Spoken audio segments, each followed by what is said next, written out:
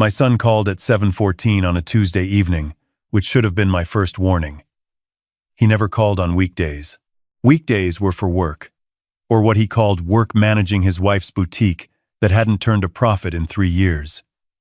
Negotiating deals that never closed, attending networking events where everyone networked except him. "Dad, we need to come over. Tonight." Not a question. The same tone he used ordering appetizers he planned to send back. They arrived 40 minutes later in the black Escalade I'd co-signed for 18 months ago. My daughter-in-law walked in first, which she always did. She had a way of entering rooms like she was appraising them for sale. She set her bag on my kitchen counter, the $3,200 bag my son mentioned casually at Christmas like the price was something to admire, and pulled out a thick manila envelope. My son sat down at the head of my dining table. My table. I poured myself a glass of water and waited. "Dad, we're in a situation." My son loosened his collar. He'd gained weight in the last year. The kind that comes from restaurant meals and borrowed confidence. The boutique owes more than we realized. There are vendors. There's a lease extension we signed. It's complicated. How much? My daughter-in-law slid the envelope across the table. $380,000. But if we move fast, the creditors will settle for $260. I didn't open the envelope. I already knew the number. My accountant had been tracking their finances for 11 months, ever since my son forged my signature on a credit application. And one of the bank officers happened to be a man I'd hired 22 years ago when he was fresh out of college. He called me the same day. $260,000, I said. "It sounds like a lot, I know." My daughter-in-law leaned forward. She had a way of doing that, leaning in like she was about to share a secret, like intimacy could substitute for reason.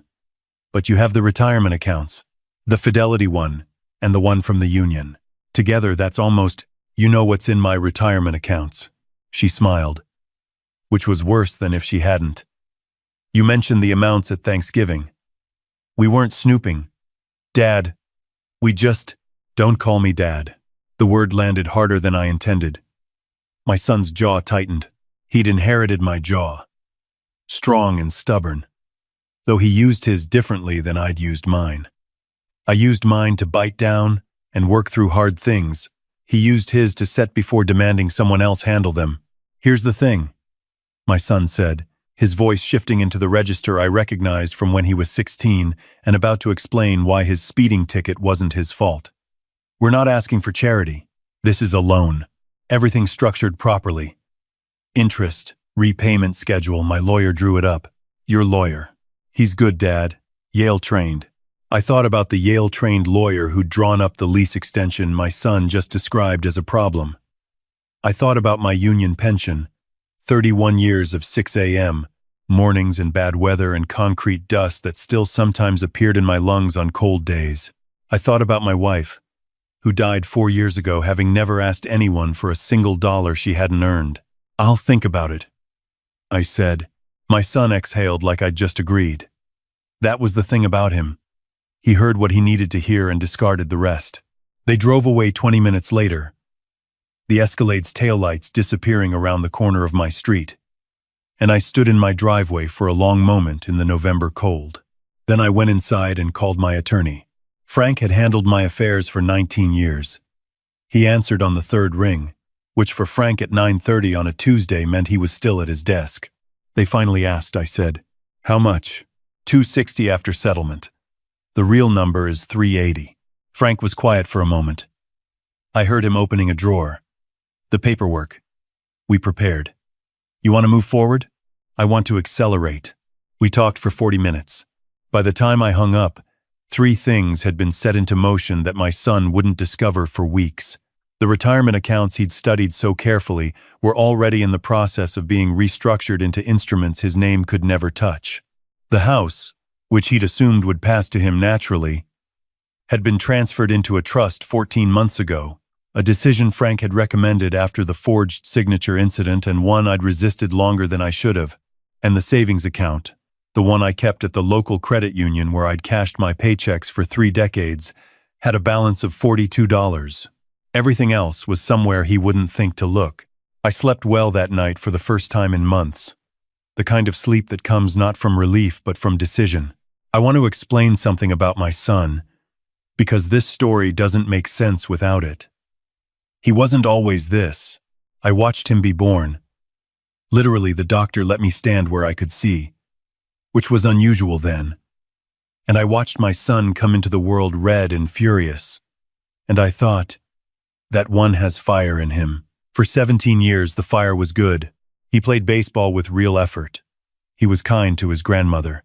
He worked 2 summers at my construction company, not as the boss's son, but with the crew, and the foreman told me, without prompting, that my son worked harder than men twice his age. Then he married at 26 and something shifted. Not immediately, not all at once, but my daughter-in-law had a talent for identifying what a person wanted most, and suggesting, gently and persistently, that they deserved it. My son wanted to be wealthy without the machinery of wealth, the patience, the repetition, the willingness to be wrong for years before being right. My daughter-in-law didn't create that want, but she knew how to water it. Over 8 years, I watched him become someone I recognized less each visit. The construction work he'd been proud of became something he described as, what my dad does. The first loan request came 6 years ago. $50,000 for a restaurant concept that lasted 14 months. Then $80,000 for a distribution company that distributed nothing. Then smaller amounts, 30, 25, 15. Each one preceded by a version of the same conversation, each one followed by my daughter-in-law's careful accounting of why the previous venture had been sabotaged by circumstances beyond anyone's control. Total across 6 years, $412,000. I have every transfer documented in a spreadsheet Frank's paralegal helped me build. I never told my son I'd kept records. I wanted to see how long he'd keep asking while believing I'd lost count. The Thursday after their visit, my daughter-in-law called while I was eating lunch. She had a gift for timing, always called when she calculated I'd be alone and without distraction. I just wanted to check in, she said, which meant she wanted to nudge. I've been thinking, I said, which was true. Of course, take all the time you need. She paused. It's just that the window with the creditors is only open through the end of the month. After that, they file. And once they file, everything becomes public record. And that affects the boutique's relationships with, well, it cascades. You understand how these things work. I did understand. I also understood that the deadline was manufactured. Frank had already confirmed through a contact that the primary creditor had made no filing preparations and had, in fact, offered an extension that my son had not mentioned. I'll have an answer by next week, I told her. She thanked me warmly. She was always warm on the phone. My daughter-in-law. It was one of her skills. That weekend, I drove 4 hours north to see my grandchildren. This is the part of the story I need to get right. Because everything I did in the following weeks was built around one central fact. My grandchildren were not responsible for who their parents had become. My grandson was 11. My granddaughter was 8. They still made cards for my birthday with markers and construction paper. My granddaughter had recently decided she wanted to be a marine biologist. My grandson had taught himself 3 guitar chords from a YouTube video and played them for me every single visit, whether I asked or not. I had established accounts for both of them years earlier. 529 plans that had been growing quietly and that existed entirely outside any financial structure my son could access or leverage. Frank had made sure of that specifically. Whatever happened with my son, my grandchildren's education would be funded. I'd made that decision before I'd made any other. When I arrived Saturday morning, my daughter-in-law was surprised to see me. She covered it well. She always covered things well, but I saw the recalibration behind her eyes, the rapid reassessment of what my unannounced visit meant. I spent the day with the kids. We went to a park. We ate bad pizza, and the kids argued about toppings with the passion of philosophers. My granddaughter showed me 3 different species of cloud formations she'd memorized from a book I'd mailed her in September. My grandson played me the 3 guitar chords. I told him honestly that they were improving. My son barely spoke to me all day.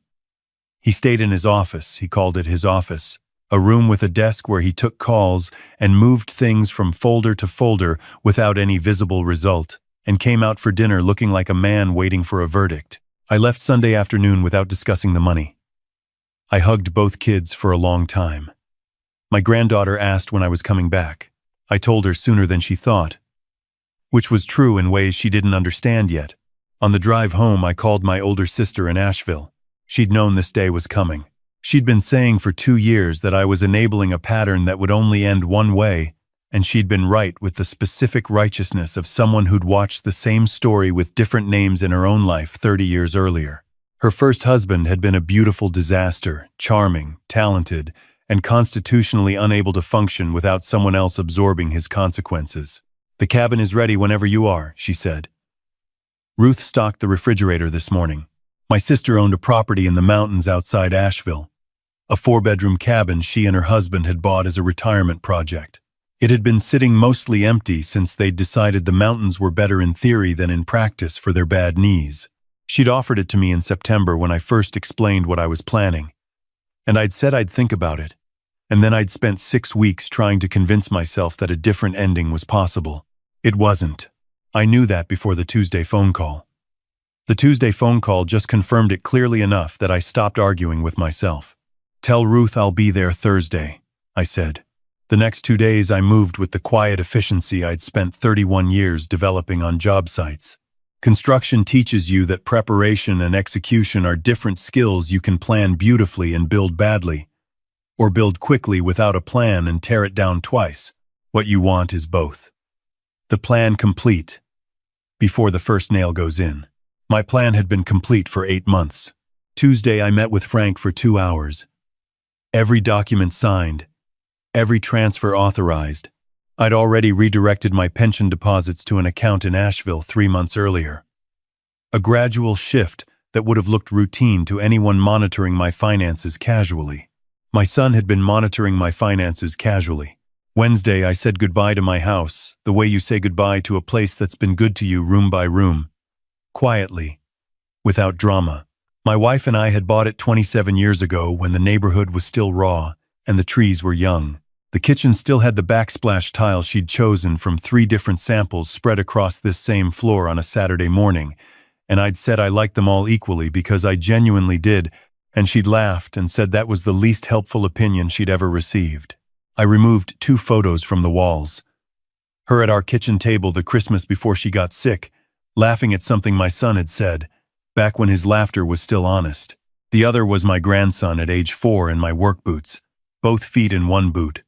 So proud of himself that he'd achieved it. I left everything else exactly as it was. The furniture, the dishes, the books I wasn't taking. On the counter I left an envelope, a plain white one with my son's name on the front in my handwriting.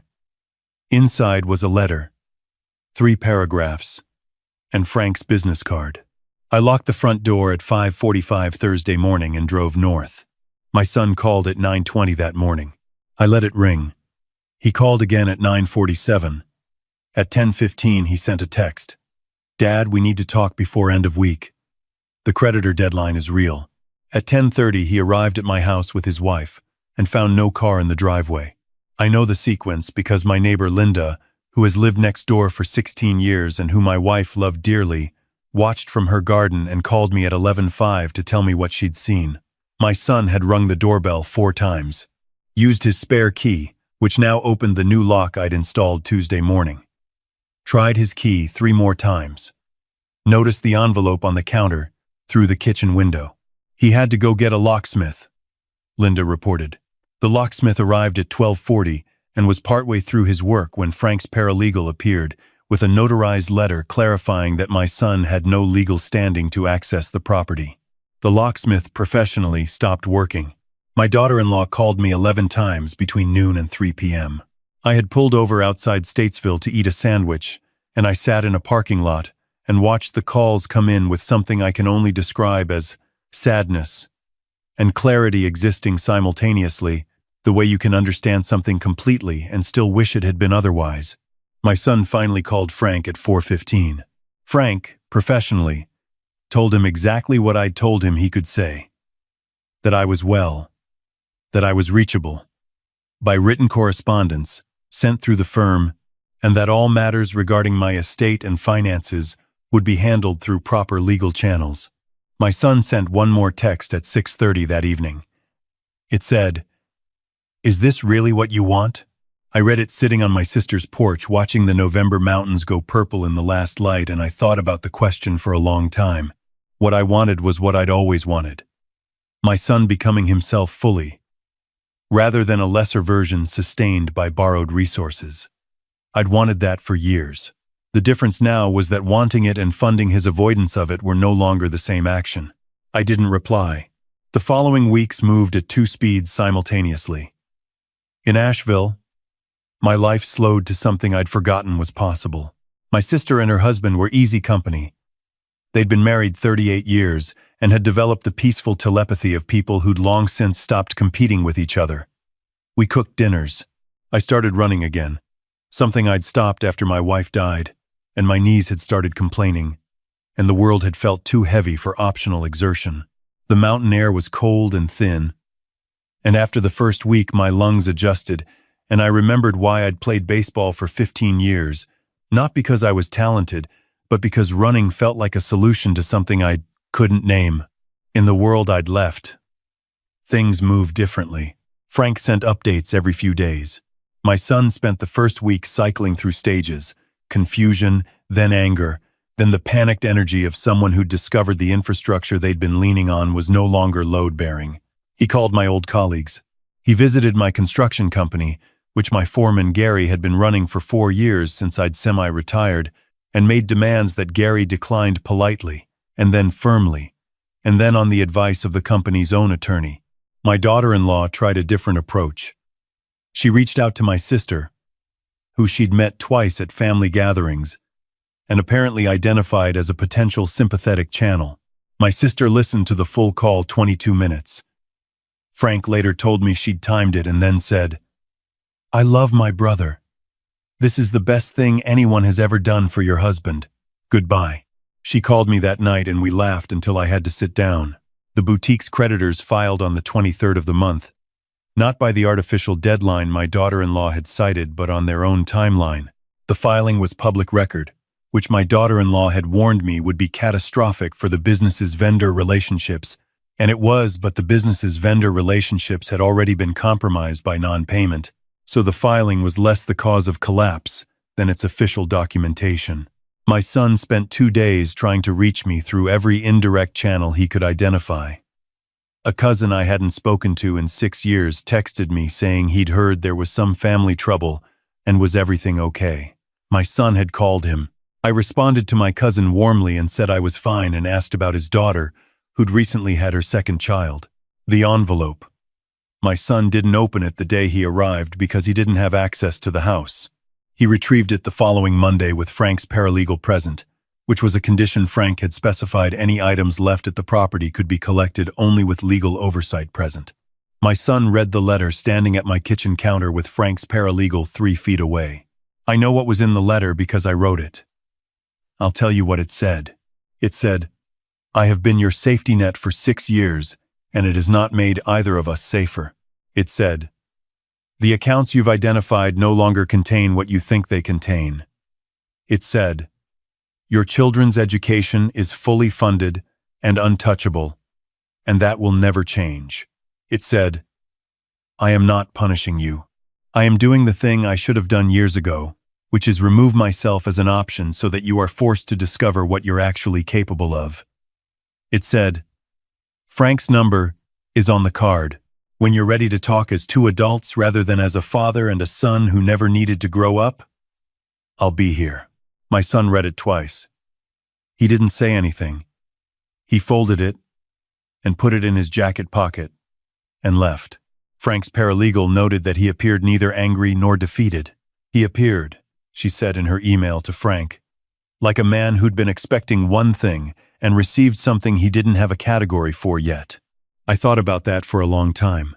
December was cold in the mountains and beautiful in the specific way that stripped-down things are beautiful, the trees bare, the sky enormous, the distances visible that had been hidden in summer.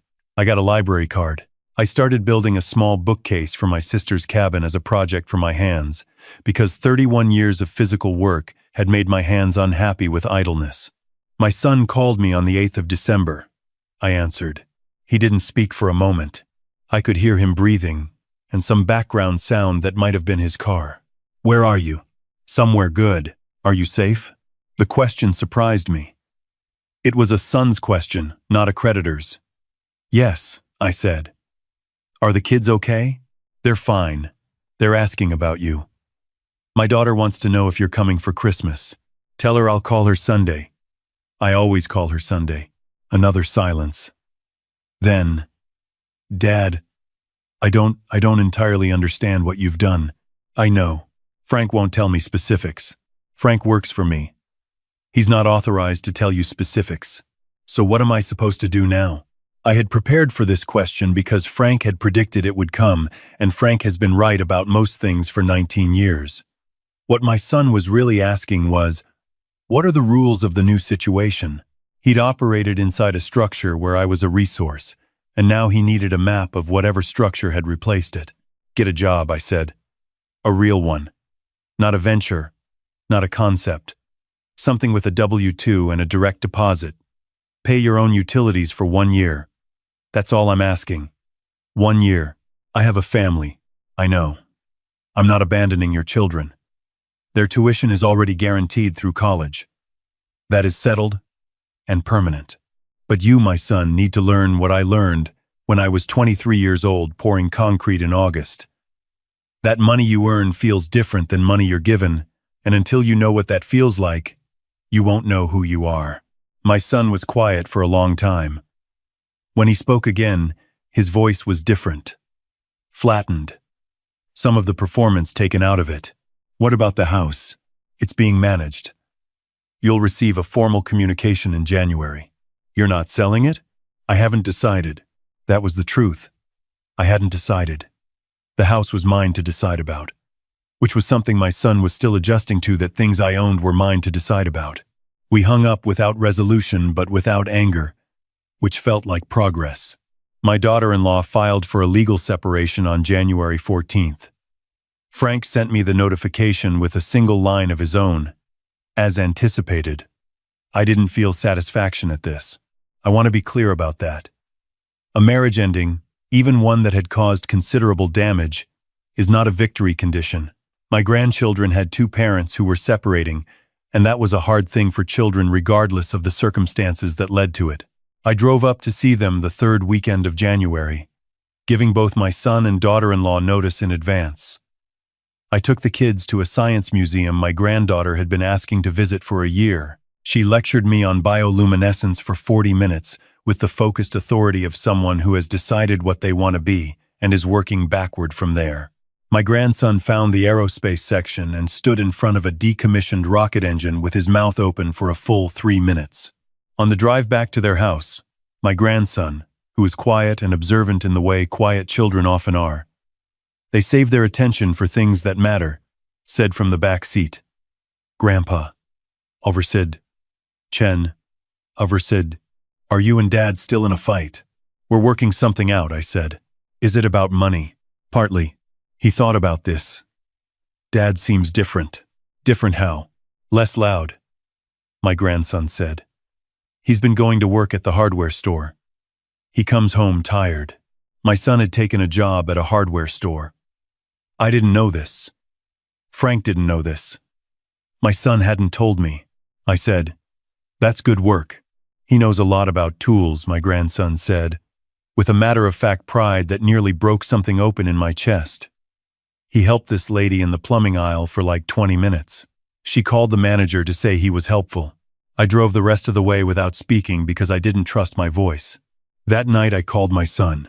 He answered on the second ring, and I could hear the tiredness in his voice, the specific tiredness of physical work that is also, if you let it be, a kind of satisfaction. "I heard you're at Henderson's," I said. A pause. "How'd you hear that?" "Your son is proud of you." The silence on the other end lasted long enough that I thought the call had dropped. Then my son made a sound that I hadn't heard from him in years, something between a laugh and something else. Something unguarded. I know about tools, he said. I worked with your crew 2 summers. I kept thinking I was too good for this kind of thing, and then this woman needed help in the plumbing aisle, and I knew the answer, and she was so grateful. Like, genuinely grateful. And I thought, when was the last time someone was grateful to me for something I actually knew? That's it, I said. That's the whole thing right there. We talked for an hour. Not about money, not about the formal proceedings Frank was managing, not about the separation or the boutique or any of the machinery of disaster. We talked about tools. We talked about the difference between PVC and CPVC and why it matters, which my son knew and which I knew, and which his crew of 2 guys at the hardware store apparently argued about daily. We talked about my grandson's interest in aerospace. We talked about my granddaughter's bioluminescence phase, which my son said had escalated into her wanting a saltwater tank, which he said he was considering if they could find a small one within a reasonable budget. Reasonable budget. My son said those words without irony or performance. I told him about the bookcase I'd built in my sister's cabin. He asked about the joinery. We disagreed mildly about whether I'd chosen the right wood, and it was the best argument I'd had in years. After we hung up, I sat on the porch in the January cold for a long time. The mountains were dark, and the stars were the way they get at altitude, too many of them. More than the sky seems able to hold, crowded and brilliant and indifferent to everything happening below. February. My son filed a response to the separation that was, Frank told me, unusually reasonable. His lawyer, a different one than before, had apparently counseled him that contested proceedings would be expensive and prolonged, and my son had apparently agreed. My daughter-in-law retained her lawyer, and 2 weeks later my son called me and said the word aloud for the first time. The divorce is moving forward. How are you holding up? I'm okay, he said. I mean, I'm not okay, but I'm handling it. That's all handling it means. He moved into a 2-bedroom apartment in March. He sent me photos, which he'd never done before. Photos of a living room with a second-hand couch and a dining table that needed restaining and his guitar, which he'd started playing again for the first time since college. My grandson had apparently started learning alongside him. There were 2 guitars in the photo, one full-sized and one 3/4, leaning against the same wall. I had the photo printed and put it in a frame. My granddaughter called me one Sunday in March, which was our regular call, and in the middle of telling me about a documentary she'd watched about deep-sea creatures, she said, with the casual directness that children have before the world teaches them to soften things, "Grandpa, are you coming back? I'm planning on it." When? When the time is right. What does that mean? I thought about how to explain it to an 8-year-old who wanted a specific answer. It means I'm waiting to make sure the people I love are in a good place before I add myself back into the mix. Does that make sense? She considered this. Like how you wait for concrete to cure before you put weight on it. I had explained concrete curing to her when she was 6 during a conversation about why things need time to become strong. She had apparently retained this. Exactly like that, I said. Okay, she said, apparently satisfied. The concrete's getting better. I drove back home in April. Not to stay permanently, the cabin had become something I wanted to keep returning to. A place I'd learned what my own life felt like without the weight of other people's choices. But home had things in it I missed. Linda next door, my coffee shop on Meridian where they knew my order. The construction company Gary ran so well that my presence was more tradition than necessity. But traditions have their own weight. My son met me for breakfast the first Saturday morning. He'd driven 40 minutes, arriving before I did, already at a table with coffee for both of us. He'd lost weight in the way that physical work and actual sleep produce not the hollow kind, but the kind that comes with a certain solidity underneath it. We ate eggs and talked about his job, which had expanded. Henderson's had given him a section to manage. He was good at explaining things to customers. He said, with a self-awareness I wouldn't have credited him with a year ago, because he'd spent years believing his own explanations without needing them to actually work for anyone. We talked about the kids. His daughter had her saltwater tank, 3 fish, a small coral, and what she described as a complete functional ecosystem. His son had learned 12 chords. We didn't talk about the money. Frank was handling the last of it through proper channels. My son had signed documents acknowledging the loans as documented. There would be no repayment. I'd structured it as a release for reasons Frank had advised, but the acknowledgement mattered to me. Not as accounting, as honesty. Before we left, my son said, "I owe you more than I can calculate. You don't owe me anything. That's not what I mean. I mean I was disappearing." He looked at his coffee cup. I was getting smaller and more elaborate at the same time, you know? More scheme, less person. And I didn't. I couldn't see it while it was happening. I needed someone to be. He stopped. To stop catching you. Yeah. I left cash on the table for both of us. My son noticed and didn't argue, which was the right response. Small pride, correctly placed. Outside in the parking lot, before we got in our respective cars, my son hugged me. He's 2 inches taller than me, which happened somewhere around his sophomore year and which I have never entirely adjusted to. He held on for a moment longer than the performative version, and I felt in it the specific weight of someone who has learned something at cost and isn't taking the lesson lightly. "Come to the kids' thing next Saturday," he said. "My daughter's doing a presentation at the aquarium. She's been practicing for a month." "I'll be there," I said. I drove home thinking about my wife, which I do often. She would have suffered more than I did through the years of loans and manipulation because she had a quality I'd always loved and also sometimes envied. She felt things directly, without the buffer of analysis I used to slow my responses down. She would have been angrier sooner. She also would have understood what I'd done and why, because she believed in the same basic principle I'd finally acted on. That love unearned is not kindness, but sedation. That the hardest thing you can do for someone you love is refuse to protect them from themselves. There's a grandchild's drawing still on my refrigerator. My grandson made it when he was 7. 2 stick figures labeled Grandpa and me on a boat. We went fishing once on a lake outside the city and caught exactly nothing, and he declared it the best day of his life, which I believed then and still believe was true. The drawing stayed on my refrigerator through everything. I didn't need to take it with me because I knew it would be there when I came back. The morning of my granddaughter's aquarium presentation, she stood in front of a tank of jellyfish and explained bioluminescence to 40 strangers with the composure of someone who has never considered the possibility that the information she carries is anything other than vitally important. She was right. It was vitally important.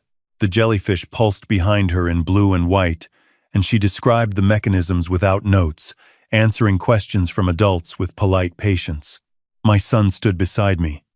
His son was on his other side with the guitar-calloused fingertips he was apparently developing. My daughter-in-law stood across the small crowd, and we nodded at each other with the civil acknowledgement of people who will need to navigate shared space for years and have decided to do it without waste. When my granddaughter finished, she looked through the crowd until she found me. She grinned, her 2 front teeth slightly too large for her face, which will correct itself in a few years, but right now gives her smile an honest, oversized quality I hope she never entirely loses. I clapped until my hands hurt. Afterward, she found me immediately, with the unerring radar children have for grandparents at public events, and told me there was another species she hadn't covered because she'd run out of time and would I like to hear about it. "I have all the time in the world," I told her. She talked for 35 minutes. I didn't retain every detail. I retained what mattered, which was that she had found a thing she cared about and was building herself around it. The way you build anything that lasts. From the inside out, starting with what you actually believe, adding layers that can bear weight. That night I sat on my back porch, which faces a neighbor's oak tree that is much older than my house and will outlast it by centuries. I thought about the year that had passed. Not with satisfaction, but with something quieter. Not triumph. Continuance. The money is gone and I don't miss it the way I thought I might. What I have instead is a son who comes home tired from honest work and plays guitar badly with his son on weeknights. A granddaughter who knows things about light that I never will. A relationship with my sister that has deepened into something that will last the rest of our lives. The mountains in Asheville, which will be there when I go back in the summer, and a silence where the requests used to be. At first, that silence felt like loss. Now it feels like space. The kind you can finally hear yourself in. I didn't save my son by disappearing. I didn't punish him by removing my money. I just stopped being the thing he leaned on so heavily that neither of us could stand up straight. What happened after that was entirely his. The hardware store job, the apartment, the guitar, the calloused hands on his son's shoulders, he built all of that in the space I stepped back from. You can't give someone the life they're capable of. You can only stop giving them reasons not to build it. He called me last Sunday, which is not our regular time, just because he'd had a good day. A customer had come in to return something and ended up staying for an hour getting advice on a kitchen renovation. My son had drawn out a materials list on the back of a receipt, and the customer had taken a photo of it. He said I should charge for consultations, my son told me. Maybe you should. A pause. Dad, are you serious? I'm always serious about earned income. He laughed. The real version. And I could hear my grandson in the background trying to play a chord correctly and not quite getting it, and trying again.